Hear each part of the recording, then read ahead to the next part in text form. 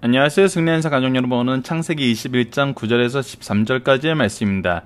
창세기 파트 2의 27번째 강좌로 사라가 내게 이른 말을 다 들으라는 제목의 말씀입니다. 승리한 삶의 말씀 중심 예배 중심의 성경 전문 교사를 양성하기 위해서 만들어진 성경 공부 교재입니다. 승리한 삶이 2017년 6월 창세기 20장에서 26장까지의 말씀을 함께 묵상하고 있습니다. 승리한 삶은 발행에 계신 박유일 목사님의 구속사로 조망한 성경 연속 강해집을 통해서 편집이 되어 있습니다. 2017년 4월 유엘 말라기 합본이 나옴으로써 구약의 소선지서가 8권으로 완간되었음을 알려드립니다. 자, 저희들 주일날 업로드되는 위크 스터디를 통해서는 창세기 전체의 내용을 언약 신약의 틀 안에서 저희들이 살펴보고 있습니다. 이 언약 신약의 틀 안에서 하나님께서 우리에게 이 아브라함에게 주신 언약을 어떻게 성취했는지 보고 있는데, 이 내용 가운데 이번 주 말씀에서는 이 언약의 온전한 의지가 있지 못했던 부분, 특히 이스마엘이라는 자녀를 낳았을 때 나타났던 문제와 그 문제에 대해서 하나님께서 어떻게 해결하시는지를 우리가 보게 됩니다. 이 문제의 해결 안에서도 결국은 우리에게 무엇을 의지하게 하시는을 볼 수 있냐면 언약을 의지하게 하신다는 것을 우리가 이번 주에도 동일하게 확인할 수 있습니다. 자, 오늘 본문 말씀을 하나씩 보면서, 그리고 내일까지 이 말씀을 연결해서 보면서 저희들이 이 부분을 하나님께서 어떻게 해결하게 하시는지, 우리가 이런 문제를 직면했을 때 어떻게 해결해야 되는지를 한번 묵상해 보도록 하겠습니다. 자, 본문을 보도록 하겠습니다. 9절에서 13절까지입니다. 사라가 본즉 아브라함의 아들 예굽의 여인 하갈의 아들이 이삭을 놀리는지라. 자, 지금 우리가 이 부분에 대한 배경을 다시 한번 살펴보도록 하겠습니다. 이스마엘이 태어났을 때에도 이스마엘이 이미 어느 정도 장성했을 때 하나님께서 아브라함과 다시금 언약에 대해서 가르쳐 주시고 할례를 행하시면서 분명하게 무엇을 보여주냐면, 무엇을 말씀하시냐면, 사라를 통해서 난 아이를 통해서 하나님께서 하나님의 언약을 이루어 나가시겠다고 분명히 얘기를 해요. 그리고 이때 이스마엘이 이미 이 언약에 대해서 이 언약의 증표인 할례를 행하는 대상자가 되고 그 안에서 이것을 보게 되면서 자라요. 즉 이삭은 무엇을 알고 있냐면, 하나님이 이스마엘은 여인의 하갈의 아들인 이 이스마엘은 우선 하나님의 언약이 무엇인지 알아요. 그리고 어떻게 보면 하갈을 통해서 하나님께서 그에게 주었던 언약이 무엇인지도 알 수 있을 가능성이 있어요. 무엇이냐면 큰 민족을 이루게 하겠다. 근데 이 이스마엘이 이삭을 놀렸다는 이 놀림에는 무엇이 있냐면, 단순히 조롱하는 것이 아니라 굉장히 적극적인 핍박을 했던 의미가 포함되어 있거든요. 이거는 좀 이따 저희들이 본 중심사상에서 함께 묵상하게 되는 내용인데, 즉 그가 지금 생각하고 드러내는 삶은 어떤 삶이냐면, 이 부분이 굉장히 반복적으로 우리가 성경에서 공부하게 되고 경험하게 되는 부분인데, 하나님의 언약을 의지하는 삶을 사는 것이 아니라 자기의 생각을 따르는 삶을 살고 있다는 거예요. 이 부분에 대해서 가장 많이 우리에게 알려주고 있는 부분이 이스마엘뿐만 아니라 이스라엘의 그 역사 안에서도 이런 부분이 계속 나타나는데, 그것이 바로 사도행전 7장에 나타난 스데반의 설교에서도 나타났죠. 스데반의 설교에서도 형들이 요셉에 대해서 얘기를 하는데, 형들이 요셉에 대해서 어떻게 생각한 걸로 우리에게 가르쳐 주냐면, 하나님의 계획이 요셉에게 있음을 거부하고 시기하는 걸로 나타나요. 즉 그들이 지금 요셉을 반대하는 것은 무엇이었냐면, 하나님의 계획을 반대하는 거였어요. 즉 이스마엘이 지금 이 시점에서 보여주는 모습은 동일하다는 거예요. 그래서 이거에 대해서 사라가 어떻게 하냐면 아브라함에게 이르되 이 여종과 그 아들을 내쫓으라. 이 종의 아들은 내 아들 이삭과 함께 기업을 얻지 못하리라 하므로, 분명히 사라가 요구하는 것은 무엇이냐면 하나님께서 주셨던 그 언약, 그리고 그 언약 안에서 아브라함에게 주셨던 그 모든 언약의 성취, 기업물을 자로 바로 이삭이 되리라는 것을 분명하게 하고, 이것을 위해서 이스마엘을 쫓아내라고 하는 거거든요. 굉장히 재밌는 것은 이 안에서 나타나는 이 언어적 표현입니다. 사라가 본즉 아브라함의 아들, 그러니까 자신의 아들이라고 얘기하는 아브라함의 아들, 예굽의 여인 하갈의 아들이 하면서 얘기하고 내 아들 이삭과, 그러면서 분명하게 선을 그어요. 그런데 성경은 뭐라고 했냐면 아브라함이 그의 아들로 말미암아. 그러니까 이것이 분명히 구분되는 두 아들임을 표현하고 있습니다. 분명히 구분되는 이 두 아들에 대해서도 우리가 본문 묵상하기 위해서 신약의 성경을 통해서 확인을 할 거예요. 근데 그것이 그에게 무엇이 됐냐면 근심이 되었다는 거예요. 당연히 근심이 되죠. 이 일에 대한 확실한 해결 방법을 그가 따르기란 굉장히 어려움이 있어요. 근데 우리가 주의해서 봐야 될 건 무엇이냐면, 천사가 하갈에게 나타나서 하나님이 하갈의 아들을 보살필 거라는 걸, 이스마엘을 보살필 거라는 걸 얘기하면서 그의 이름을 무엇이라고 하라 그러냐면 이스마엘이라고 하라 그래요. 이 얘기는, 그리고 이 얘기대로 아브라함이 그의 아들을 이스마엘이라고 이름을 지어요. 그 얘기는 무슨 뜻이냐면 하나님께서 이스마엘을 향한 하나님의 약속이 있었다는 것을 아브라함이 알고 있어요. 근데 이것이 어떤 식으로 성취될지는 그가 알 수가 없어요. 그리고 그가 자기 아들을 그렇게 내쫓는 것이 쉽게 결정할 수 있는 문제가 아니잖아요. 근데 이때 그가 이 일을 결정할 수 있도록 하나님께서 말씀해 주신다는 거예요. 바로 12절입니다. 하나님이 아브라함에게 이르시되 내 아이나 내 여종으로 말미암아 근심하지 말고, 그러니까 이스마엘이나 하갈로 인하여 근심하지 말고, 하나님께서는 이 부분에 대해서 근심하지 말라 그래요. 근심하지 말라 그러고 뭐라고 얘기하냐면 사라가 내게 이른 말을 다 들으라. 이삭에게서 나는 자라야 내 씨라 부를 것임이니라. 그래서 그로 하여금 무엇에 포커스를 맞추게 하냐면 이 하나님의 언약을 이룰 자가 이삭일 것을 다시 한번 강조하고, 이것을 근거하여서 사라가 부탁한 말을 들어주라 그래요. 그리고 나서 다시 한번 13절에서 얘기합니다. 그러나 여종의 아들도 내 씨니 내가 그로 한 민족을 이루게 하리라 하신지라. 그리고 나서 하나님께서 약속하셨던 그것을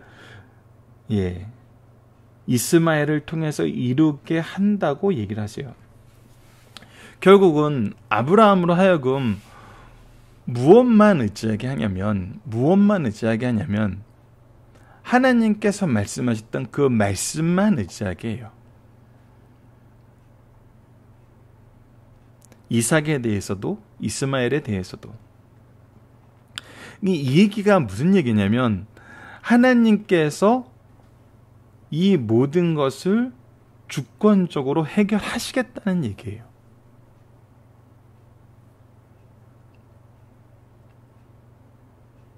그리고 이 부분에 대해서 우리가 정말 주의 깊게 적용해야 되는 건 무엇이냐면 이러한 일의 방법과 해결의 시기가 모두 하나님께서 정하신다는 거예요.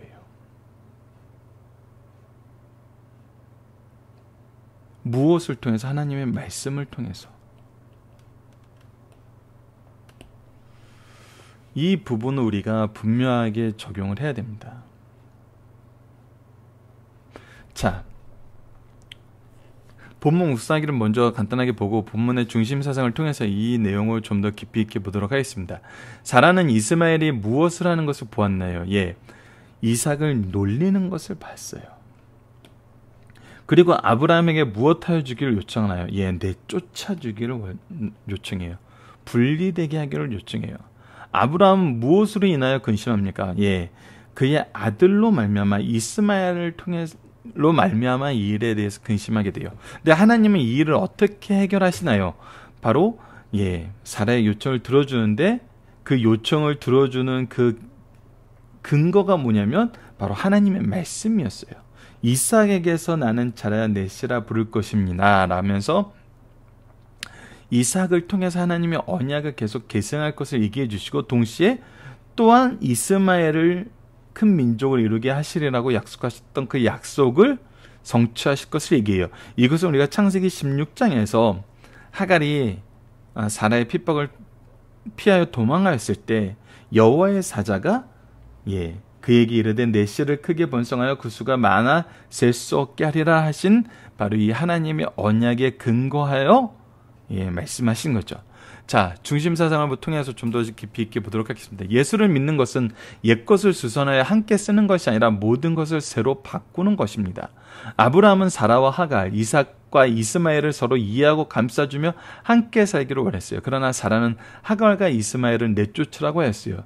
예를 들어 아내에 있는 남편이 첩을 두었다고 하자. 후에 남편이 예수를 믿고 그것이 잘못임을 알게 되었다. 그러면 첩과 함께 살지 말고 일부 재산을 주어 내보내야 한다. 내쫓으라. 사라가 내게 이런 말을 다 들으라고 하나님께서 명령하셨다. 이는 질서를 회복하는 것이다. 죄와 의, 빛과 어둠은 함께할 수 없기 때문입니다. 자, 이것이 우리가 굉장히 우리 한국 역사에서도 많이 드러났던 부분이고 우리가 이 일에 대해서 해결하는데 참 어려운 부분이지만 반드시 가지고 있어야 되는 기준이 무엇이냐면 우선 첫 번째는 하나님의 말씀에 근거한 삶을 살아야 되는 거고 이 하나님의 말씀에 근거하여서 잘못된 것은 반드시 바꾸어야 된다는 거예요. 반드시 바꿔야 됩니다. 이것에 각자의 기준과 각자의 환경이 먼저 들이대서는 이 안에서 결국 문제만 더 생산할 뿐이에요. 결국 하나님에 대한 거역만 더 많아질 뿐이라는 것이죠. 자, 그리고 그 근거가 되는 것은 바로 이 부분입니다. 이스마엘은 육체를 따라 난 자이며 이삭은 약속의 자녀여 성령을 따라 낳은 자입니다. 본문에서 이삭을 놀리는 자라는 개역 한글에서는 희롱하는 자라고 번역되었습니다. 히브리 원문에서 희롱은 단순히 희롱인 짜크가 아니라 메짜크로 조롱, 멸시, 자극증, 의도적이고 지속적인 회롱을 말합니다. 즉 무엇이 싫은 거냐면 이스마엘 입장에서는 하나님의 언약이 싫은 거예요. 하나님의 방법이 싫은 거예요.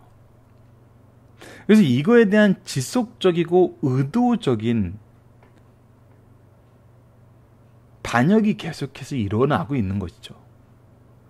그것을 통해서 계속 이삭을 의도적이고 지속적으로 멸시하는 거예요.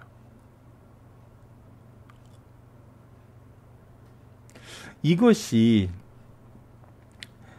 이스마엘이 보이는 혹은 아브라함과 엄밀히 말하면 이 일에 가장 핵심적인 인물이 누구였냐면 사라였습니다. 사라가 스스로 하나님 말씀을 자기 식대로 해석을 하여서 이것을 가지고 이스마엘이라는 아들을 얻었거든요. 자, 이 부분에 대해서 갈라디아에서는 육체를 따라난 자가 성령을 따라난 자를 핍박하였다고 하였어요. 이것은 사라에게 들키고 말았어요. 야, 두 자녀를 한번 비교해 봅시다. 이 부분은 굉장히 중요해요. 자, 이삭은 자유 있는 여자의 소생이었으며 사라는 자유 있는 여자였어요. 하지만 이스마엘은 여종, 자유가 없는 여자의 소생이었어요. 하갈의 소생이었어요. 자유 있는 여자에서 약속을 따라서 난 자예요. 하나님께서 주신 약속에 의해서 난 자예요.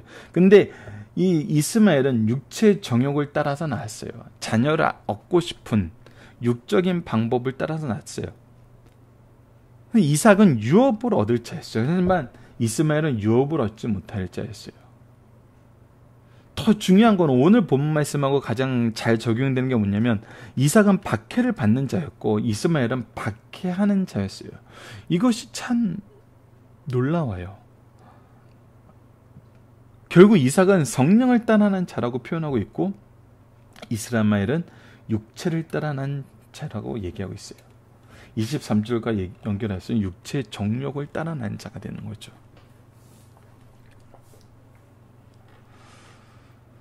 이것이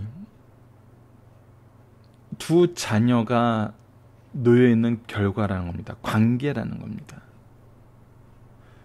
이랬을 때 하나님께서는 이것을 분명히 분리시켜서 우리로 하여금 보게 만드시고 우리의 지금의 상황을 설명해 주시는 것과 동시에 우리가 이러한 상황에서 어떻게 구원받는지, 어떻게 이러한 문제에 대한 해결을 받는지도 오늘 본문 말씀에서는 분명히 가르쳐주고 있습니다. 자, 세 번째입니다. 이스마엘은 거룩한 약속을 얻지 못하여도 한 민족을 이루게 됩니다. 이 부분은 무엇이냐면 이삭에 대해서는 하나님께서 언약의 자손이라고 얘기를 하고 기업 물을 자라고 분명히 얘기하고 이스마엘에 대해서는 이것이 아브라함의 기업 물을 자라고는 얘기를 하지 않아요. 근데 무엇을 보장하시냐면 분명히 민족을 이루고 그 민족 안에서 강성하게 됨을, 그 민족이 강성하게 됨을 분명히 얘기해줘요. 그러니까 하나님께서 이 부분에 대한 약속을 성취를 시켜주신다는 거예요. 결국 우리가 이 모든 부분을 볼 때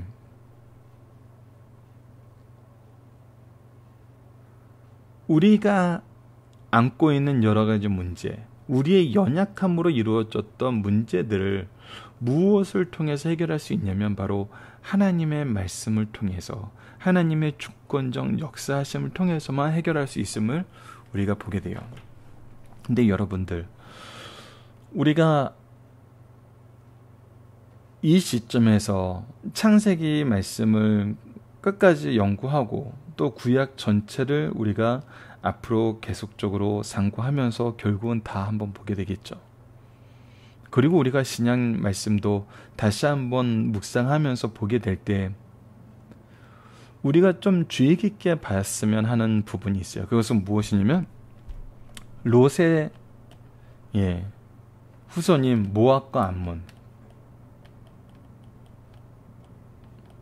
그리고 이 이스마엘의 후손인 아랍인,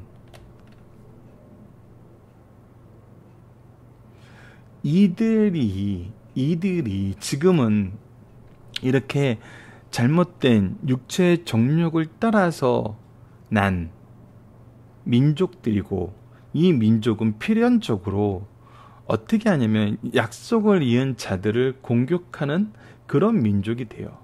이스라엘을 끊임없이 공격하고 괴롭히는 족속들이 돼요. 그런데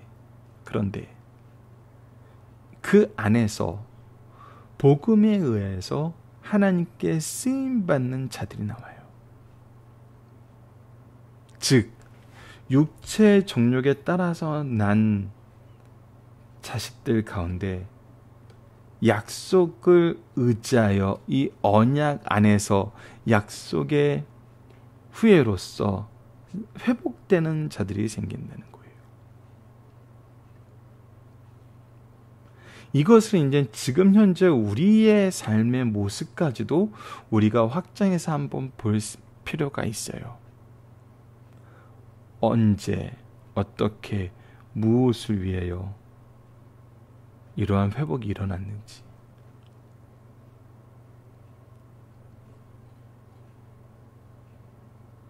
이것을 통해서 우리가 하나님의 구속사적 놀라운 계획을, 언약 안에서 성취하신 하나님의 놀라운 계획을, 모든 민족에게 복음을 전하고자 하시는 하나님의 구원의 계획을 우리가 봄으로써 그 안에서 이 민족들에 대한 바른 개념과 또 지금 현 시대에 우리에게 주어진 하나님의 사명을 한번 발견하는 시간을 가져야 합니다.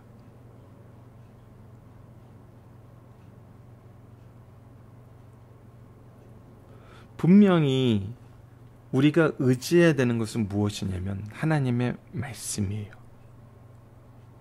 아브라함이 이스마엘을 대하는 태도, 하갈을 대하는 태도, 이 모자에게 행했던 모든 일이 결국 무엇에 근거했던 거냐면 말씀에 근거했던 거였어요. 말씀을 의지하는 거였어요. 이 부분은 내일 말씀에서 더 구체적으로 나타납니다. 이것을 통해서 우리가 지금 현재 이 민족에 대해서 어떤 말씀을 의지하고 어떠한 자세로 나가야 되는지, 하나님께서는 우리에게 어떠한 말씀을 성취하시기 위해서 이 민족들을 바라보게 하시는지도 우리는 분명히 봐야 됩니다. 이 부분은 성교학적인 부분에서도 굉장히 중요한 부분이, 앞으로 여러분들 각자가 이 부분에 대해서는 묵상하시면서 여러분들의 기도 제목을 확장해 나가시길 부탁드리겠습니다. 살펴보기 정답은 여러분들 카페를 통해서 확인해 주시고요. 자, 적용합니다. 언약 안에서 삶의 질서가 회복되는 것을 우리는 교회와 가정에서 어떻게 적용할 수 있습니까? 우리가 행동의 기준, 어떤 문제 해결의 기준을 무엇에 두고 있냐는 거예요. 무엇에? 상황 논리? 관계 논리? 어떤 개인의 경험의 논리? 그것이 아니라는 거예요.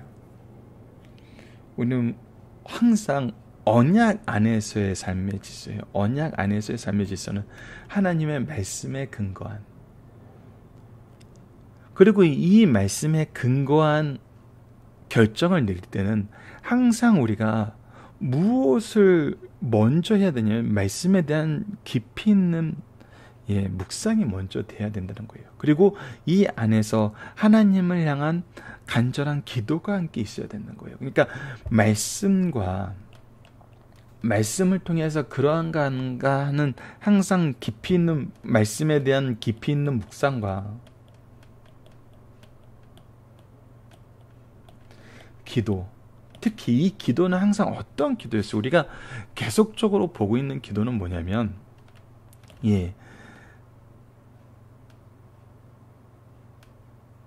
우리 혼자서 스스로 하는 기도도 중요하지만 항상 성경 안에서 이런 문제에 대해서는 항상 어떠한 식의 기도가 일어나냐면 합심하는 기도와 중보적 기도가 굉장히 중요함을 우리가 보게 됩니다.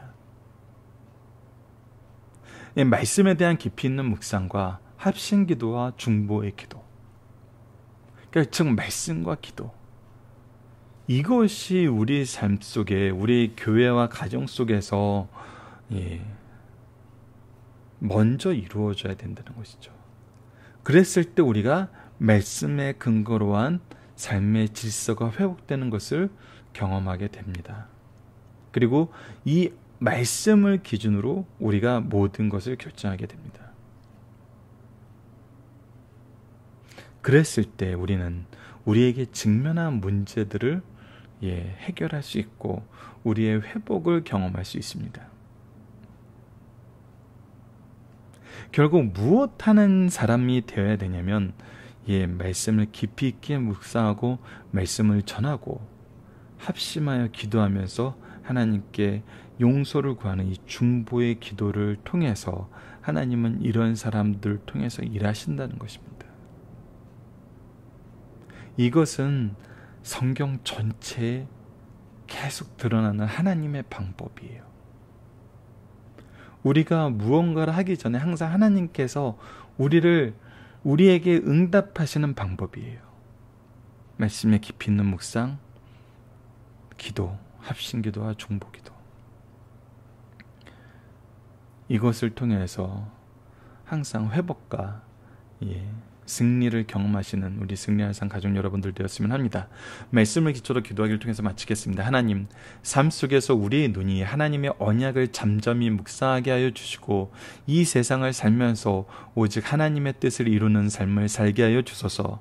이 일을 위해 미리 준비하신 하나님의 일하심을 보게 하여 주시고 언제나 참되신 하나님, 신실하신 하나님, 사랑으로 채우시는 영광의 하나님을 찬양하게 하여 주소서.